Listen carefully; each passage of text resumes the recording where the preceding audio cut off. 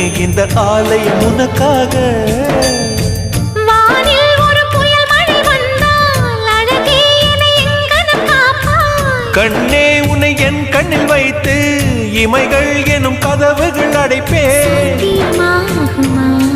நான் சத்தியம் செய்யவா? தொடு தொடுவெனவே வானவில் என்னை தூரத்தில் அழைக்கின்ற நேரம். உவா